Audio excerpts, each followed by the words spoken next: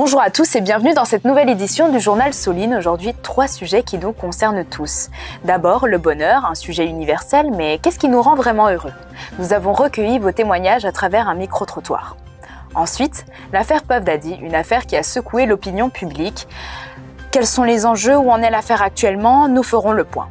Enfin, les infirmières, piliers de notre système de santé, entre conditions de travail difficiles et manque de reconnaissance, comment vivent-elles leur métier?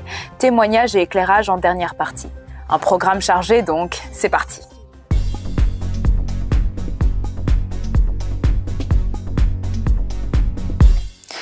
Qu'est-ce qui nous rend vraiment heureux?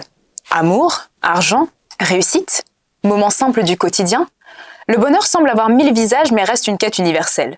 Et à travers notre micro-trottoir, nous avons demandé à des passants quelle est leur vision du bonheur. Voici ce qu'ils nous ont répondu.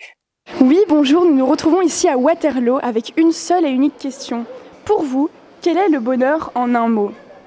Pour moi, le bonheur, ce serait la réussite. C'est le fait de vivre, d'être heureux dans la nature. Alors en un mot, c'est ma famille, mes enfants et mes petits-enfants. Pour moi, ce serait plutôt la famille. Et moi, mes amis. La convivialité, être heureux avec le sien. Voir les autres heureux, voir les gens que j'aime. S'ils sont heureux, je suis heureuse. Et pour moi, le bonheur, c'est Makeda Delvaux. Bonjour et bienvenue dans notre studio. Aujourd'hui, nous allons parler du bonheur et nous avons avec nous quelqu'un que nous avons interrogé. Suite à notre micro-trottoir, vous nous avez dit que le bonheur pour vous, c'est la réussite. Pouvez-vous nous dire pourquoi? Oui, bien sûr. Pour moi, la réussite, c'est accomplir des projets, qu'ils soient personnels ou professionnels. Quand je travaille et que je vois le fruit de ce travail, j'ai un sentiment de fierté et c'est ça qui me rend heureuse. Ok, je vois. Et pensez-vous qu'on peut être heureux sans réussir ou que le bonheur dépend de cela? Je pense que la réussite joue un grand rôle, mais que c'est pas la seule clé au bonheur. Il y a aussi, bien sûr, la santé, les relations humaines. Mais personnellement, si je n'ai pas le sentiment de progresser, je me sens pas pleinement heureuse. Ok, ça va. Et pour vous, la réussite, elle n'est que professionnelle ou elle est aussi personnelle? Ah non, pas forcément. La réussite, ça peut être avoir une famille épanouie, un bon rythme de vie. Mais la réussite, on a chacun sa propre définition et donc sa définition du bonheur aussi. Ok, ça va. Merci beaucoup pour ce témoignage. C'est fou comme le bonheur peut être vraiment lié à nos ambitions. Merci beaucoup d'être venu. Merci à vous. Le bonheur, un sujet aussi personnel qu'universel qui relève autant de questions qu'il y a de réponses. Mais pendant que certains cherchent à cultiver leur bien-être, d'autres se retrouvent dans des réalités bien plus sombres. C'est le cas de l'affaire Puff Daddy, un dossier judiciaire qui fait encore parler de lui. Retour sur les faits. Sean Combs, plus connu sous le nom de Puff Daddy ou Diddy, figure emblématique de l'industrie musicale, est aujourd'hui au centre d'un scandale judiciaire majeur. Depuis les années 1990 jusqu'à 2023, il a fait face à de multiples accusations d'inconduite sexuelle, incluant viol, agression sexuelle facilitée par la drogue et harcèlement sexuel. En novembre 2023, son ex-compagne, Cassie Ventura, l'accuse publiquement de viol et de violences physiques répétées sur une période de 10 ans.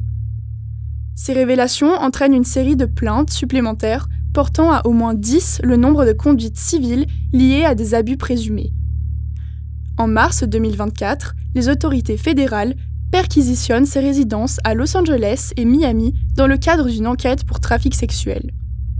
En septembre de la même année, Combs est inculpé pour trafic sexuel, racket et extorsion.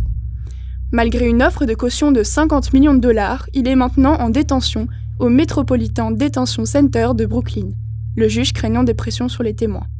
Ces accusations ont des répercussions considérables sur sa carrière et son image publique.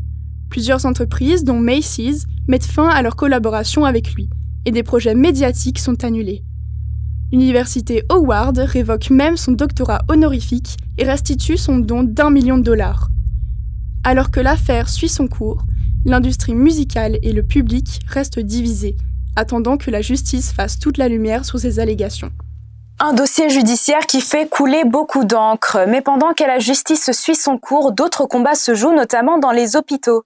Conditions de travail épuisantes, surcharge, manque de moyens, les infirmières sont en première ligne. Quel est leur quotidien? Nous avons recueilli un témoignage. Bien le bonjour chers téléspectateurs, aujourd'hui nous avons consacré ce reportage à un métier souvent méconnu mais essentiel dans le secteur hospitalier, celui de responsable hygiène. Nous sommes là par le biais d'une association Cœurs Ouverts, des bénévoles qui aident dans l'hôpital et nous allons interviewer Nathalie, une infirmière hygiène. Bonjour Nathalie, aujourd'hui nous sommes dans l'hôpital de Braine-l'Alleud et nous allons vous poser quelques questions sur qu'est-ce que être responsable hygiène dans cet hôpital. Mais avant cela, on vous laisse vous introduire. Qui êtes-vous ? Eh bien, je suis Nathalie, donc j'ai 61 ans. Je travaille à l'hôpital de Braine-l'Alleud depuis 36 ans et depuis 33 ans dans le domaine de la prévention des infections. Pourriez-vous nous dire en quoi consiste le métier d'infirmière hygiéniste ? Alors, mon métier consiste à prévenir les infections associées aux soins acquis à l'hôpital. C'est-à-dire que quand un patient rentre à l'hôpital, il ne doit pas développer d'infection autre que celle pour laquelle il a été hospitalisé. À quoi ressemble une journée type en tant qu'infirmière hygiéniste ? Alors, une journée type, c'est assez complexe, ça varie d'un jour à l'autre. Il y a une partie de la journée qui consiste en beaucoup d'encodage, et puis bien sûr, il y a une autre partie qui est plus pratique, c'est du terrain, soit des réponses par téléphone pour renseigner sur un type de protection. Et il y a une autre partie un peu plus touchy, comme on peut dire, c'est quand plusieurs patients vont présenter une infection avec un même germe. Alors là, on descend sur le terrain, on va voir ce qui se passe. Quelles sont les pratiques infirmières, quelles sont les pratiques médicales. Quelles ont été les conséquences dans une journée type durant la pandémie du Covid-19 ? Alors, les conséquences, il y en a eu beaucoup puisqu'on ne connaissait pas la maladie. On a dû s'adapter continuellement. Le personnel a été déplacé dans des unités spécifiques pour traiter que les patients Covid, donc ils n'étaient pas habitués. Nous, en tant qu'hygiénistes, nous devions nous adapter. D'une part, trouver différentes solutions pour répondre au manquement de matériel. Toutes les familles du personnel nous ont aidés, d'une part en récoltant des draps de lit, mais aussi après à confectionner du matériel, que ce soit des blouses ou des masques. Quelles sont les pratiques qui actuellement sont restées depuis la pandémie Covid-19 ? Alors la plus grande pratique, c'est le port du masque. Donc d'emblée maintenant, dès qu'une personne présente une toux, que ce soit un patient ou un membre du personnel, il va porter le masque. Ça, ce sont des pratiques qui sont faites dans tous les hôpitaux. Et donc, on est beaucoup plus vigilant à ce niveau-là. Voilà, nous venons de découvrir un métier clé dans le bon fonctionnement des hôpitaux, celui de responsable hygiène.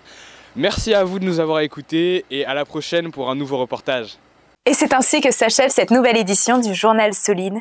Bonheur, santé et justice, des sujets qui nous concernent tous et qui, chacun à leur manière, façonnent notre quotidien. Voilà, c'est tout pour aujourd'hui. Merci de nous avoir écoutés et d'ici la prochaine édition, je vous souhaite... Attends, sérieusement, tu veux encore te mettre en avant pendant que nous on passe pour des fantômes ? Je peux savoir ce que tu fais, on est en direct là. Mais tu crois que c'est facile de tout gérer derrière pendant que madame fait sa star devant les caméras ? Madame, faire sa star, mais tu te fous de moi? Je te rappelle que je dis les informations que vous me donnez. Mais justement, t'es pas capable de lire ce qu'on t'écrit, tu te trompes tout le temps. Mais peut-être parce que je suis trop occupée à rattraper les conneries que vous faites derrière la caméra. Désolé de vous interrompre, mais on est en direct là. Donc si on peut en parler plus tard, s'il vous plaît. Ok. Merci.